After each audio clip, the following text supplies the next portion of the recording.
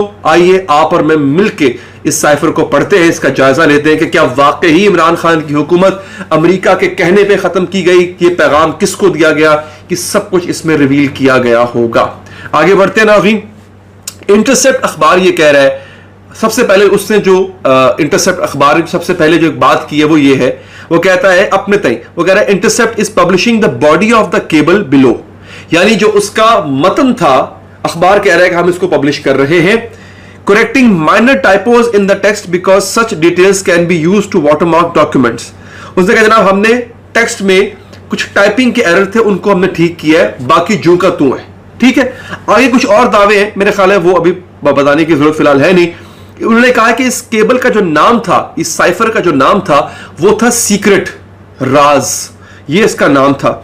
अच्छा जनाब, ये अमरीकी जो सेंट्रल एशियन अफेयर्स के नुमाइंदे हैं डोनाल्ड लू और असद मजीद जो पाकिस्तान की तरफ से अमेरिका में सफीर थे, उनके दरमियान होने वाली गुफ्तगू का मतन है, वो ये बता रहे हैं। अब सुनिए जरा, अब चूंकि अंग्रेजी में है, मैं अंग्रेजी भी पढ़ूंगा साथ साथ इसका तर्जमा भी करूंगा, वो इसलिए ताकि कोई ये ना कहे कि अली हैदर ने अपने से अल्फाज डाले।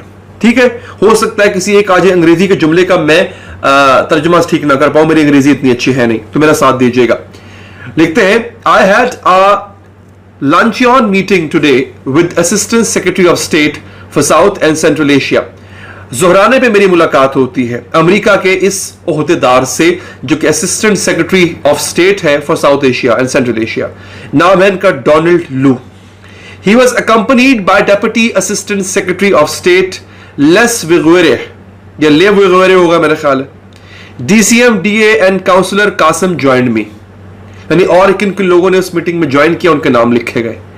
Eight the outset the Dawn referred to Pakistan's position on the Ukraine crisis and said that people here and in Europe are quite concerned about why Pakistan is taking such an aggressively neutral position. Donald लू ने गुफ्तगू करते हुए, असद मजीद लिख रहे हैं, Donald लू ने गुफ्तगू करते हुए कहा कि अमेरिका में और यूरोप में जो उनकी आवाम है वो बड़ी हैरान है कि पाकिस्तान इतनी गैर जानिबदार पोजीशन क्यों अपनाए हुए है यूक्रेन और रूस के मामले में। आपको पता है उन दिनों में यूक्रेन और रूस की वॉर चल रही थी, जंग चल रही थी। आगे वो कहते हैं such a position is even possible, it does not seem such a neutral stand to us. और कहा कि अगर ये आपने किया भी हुआ है कि हमने न्यूट्रल रहना है, मगर हमारी नजर में आप न्यूट्रल नहीं है। वो कहना ये चाह रहे हैं कि हमें लग रहा है कि आप रूस के साथ खड़े हैं।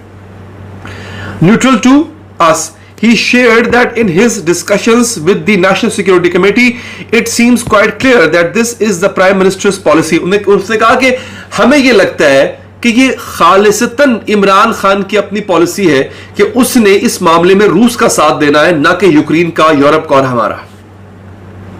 He continued that he was of the view that this was tied to the current political dramas in Islamabad that ही यानी prime minister needs and is trying to show public face. वो कहते हैं कि इमरान खान को उसको लगता है, अमेरिकी इंतजामिया को ये लगता है या डोनाल्ड लू को ये लगता है कि इमरान खान अपनी सियासत बचाने के लिए ये ड्रामा कर रहा है, ये काम कर रहा है सारा। क्या? रूस को सपोर्ट करना, ठीक है, अमेरिका के मुखालिफ जाना, ये सब काम इमरान खान अपनी सियासत बचाने के लिए कर रहा है। ये लिखते हैं असद मजीद अपने इस साइफर में।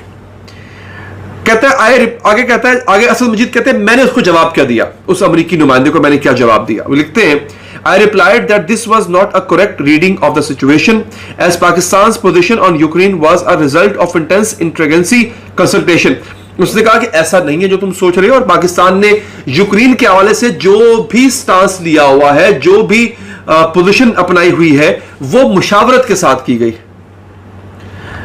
Pakistan had never resorted to conducting diplomacy in public sphere.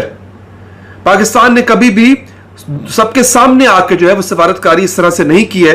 The Prime Minister's remarks during a political rally were in reaction to the public letter by European ambassadors in Islamabad, which was against diplomatic etiquette and protocol.